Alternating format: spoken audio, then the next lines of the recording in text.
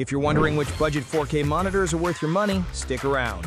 After we run through each product, I'll give you my personal take. Would I buy it or would I skip it? No fluff, just my honest opinion. Let's get into it. Gigabyte M32U. This thing is a beast at 32 inches, giving you that sweet 4K resolution at 144 Hz without completely bankrupting you. And it even has a built-in KVM switch.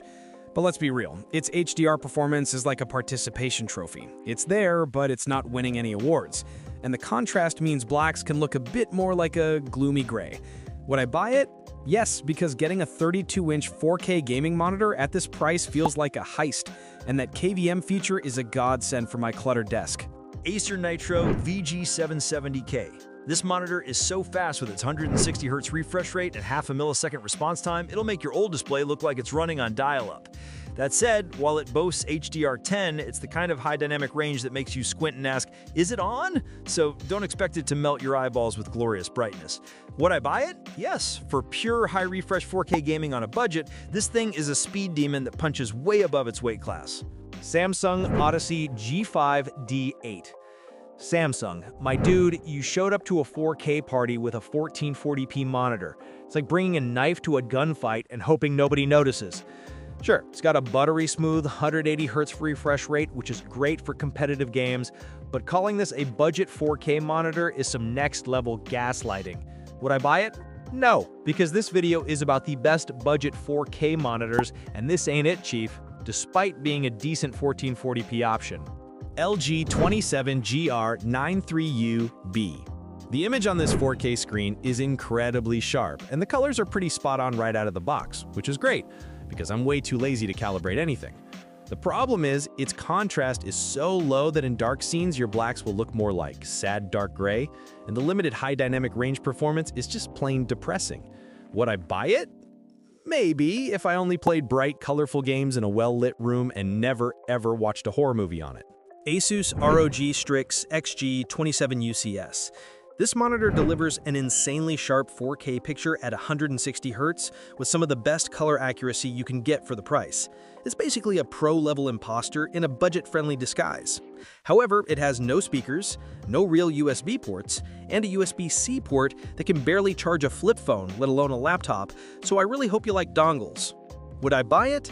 Yes, if you care about nothing but pure, unadulterated 4K gaming performance and already have a headset and a million USB hubs like a normal person. ViewSonic XG275D 4K. This monitor is for the gamer who can't make up their mind, giving you a slick dual mode feature to switch between a gorgeous 4K resolution at 160 Hz for your pretty adventure games and a speedy full high definition mode at 320 Hz for when you want to sweat in competitive shooters. But honestly, the contrast is just average, and the peak brightness is a bit weak, so dark scenes can look a bit like a murky swamp. And the viewing angles are so bad you'll need to be front and center like it's your own private screening. Would I buy it?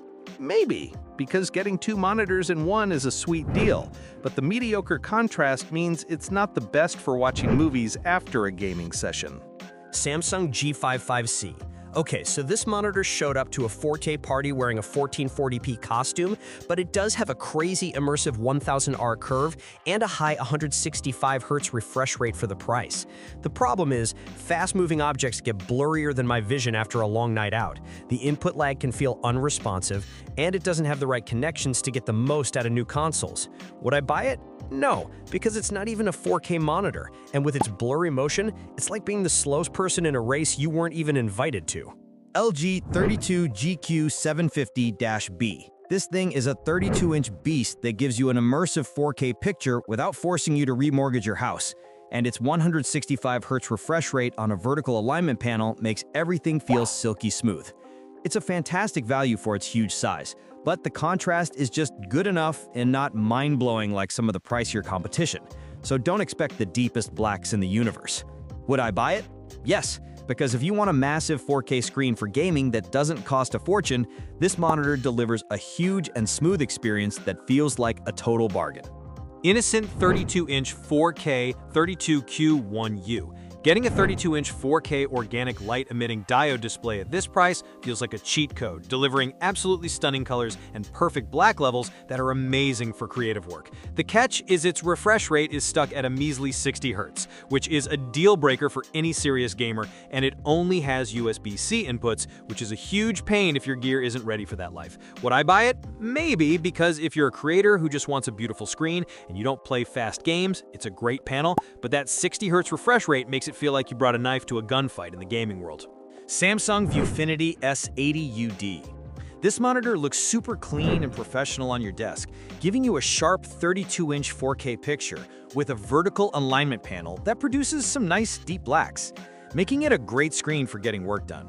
But calling this a gaming monitor is a stretch, since it's stuck at a sluggish 60 Hz refresh rate that feels ancient, and the color accuracy is not quite there for serious photo or video editing. Would I buy it? No, because while it's a perfectly fine 4K monitor for your office spreadsheet marathon, that 60 Hz refresh rate gets it kicked out of the best budget gaming club immediately. Acer Predator XB323QKV3BMI-PHX. This thing is a gorgeous 31.5-inch 4K picture that runs at a slick 144 Hz, making games look incredibly detailed and buttery smooth, especially on a PS5 or Xbox Series X. The problem is, the built-in speakers are so tinny they sound like they're broadcasting from a soup can, and the control buttons are so confusing you'll feel like you're trying to solve a Rubik's Cube just to change the brightness. Would I buy it? Maybe, if I had a good pair of headphones and the patience of a saint for that god-awful menu system. MSI Mag 274 UPF-E2. I love that this monitor has a KVM switch and a USB-C port, making it a dream for juggling my work laptop and gaming PC without a mess of cables. But damn, its contrast is so weak that playing a dark game feels like you're staring into a gray fog. And the HDR is basically just a marketing buzzword because it doesn't get bright enough to make anything pop. Would I buy it? Yes, it's a versatile beast for both work and play, as long as I don't plan on playing any horror games in a dark room. Samsung UJ59. Look, this monitor gives you a massive 32-inch 4K screen for a budget price, and the low input lag is great for some casual console gaming. However, it's stuck at a 60 Hz refresh rate, which feels ancient compared to these other screens, and the stand is so wobbly you'll be scared to even breathe near your desk. Would I buy it? No, because that 60 Hz refresh rate is a deal breaker for PC gaming, and it doesn't even support HDR, which is a damn shame for a 4K screen. Dell G3223Q. This Dell is a gaming monster, with its 32-inch 4K screen running at 144 Hz and some of the lowest input lag I've ever seen, making it feel incredibly responsive. The downside is it has no speakers whatsoever, and while the display HDR 600 is decent, it's not the true HDR experience that will melt your eyeballs. Would I buy it? Yes, this thing is a speed demon that's perfect for competitive gaming, and I've already got a headset, so who gives a crap about speakers anyway? LG 27GP950-B. This monitor is stupidly fast, with a 160 Hz refresh rate on a 4K screen that makes everything else look like a slideshow, and the color accuracy is spot on for creative work. But it's so expensive for a 27-inch screen that it almost feels like a ripoff, and the pixel density is so high you'll need to squint like your grandpa to read any text without scaling it up. Would I buy it? No. It's an amazing monitor, but for this price, I could get a bigger screen like the Dell G3223Q that's almost as good and won't make me feel like I need reading glasses. Dell S2725QS. This thing is the golden retriever of 4K monitors. It's just happy to be here with shockingly good color accuracy right out of the box and a crisp 120 Hz refresh rate for under $300. The catch is that its HDR is about as impactful as a silent fart, and it's missing a USB hub, so I hope your computer has more ports than a pirate's travelogue. Would I buy it? Yes. It's the absolute best bang for your buck if you just want a damn good, no-nonsense 4K screen for work and some gaming. Asus VG32UQA1A. If you believe size matters most, this 32-inch beast gives you a massive 4K screen with a speedy 160 Hz refresh rate, making it a dream for spacious gaming. But it's a vertical alignment panel, and its colors are so inaccurate, professional photo editors would probably burst into flames looking at it. Plus, the stand has all the adjustability of a concrete block.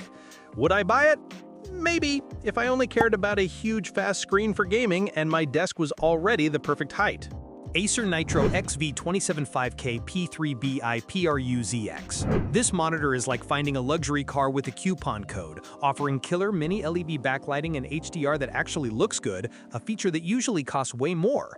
The only problem is they must have hired a sleep-deprived squirrel to design the on-screen display buttons, and the input lag at 60 Hz is pretty bad, so maybe don't play your old retro console on it. Would I buy it? Yes, it punches way above its price class for HDR content and gaming, as long as you can forgive its weird little flaws. Samsung S80UA. Here we have the I Do Business monitor, with some of the most vibrant and accurate colors on a budget screen and a glorious 90-watt USB-C port to charge your laptop with one cable. It's also pretty expensive for a budget monitor, has absolutely zero speakers, and its HDR performance is so lackluster it might as well be a black and white movie from the 1920s. Would I buy it? No. It's a great office monitor that got lost on its way to the gaming convention and is asking for too much money. Alienware AW2725QF. This monitor crashed the budget party without an invitation, packing a feature that lets you switch between 4K at 180 Hz and 1080p at a blistering 360 Hz. It's ridiculously bright and delivers incredible gaming performance, but calling it budget at $600 is like calling a Bugatti a decent daily driver. Would I buy it? Yes, if my definition of budget was less than a used car, because its dual-mode feature is basically a 2-for-1 deal that no other monitor here can touch.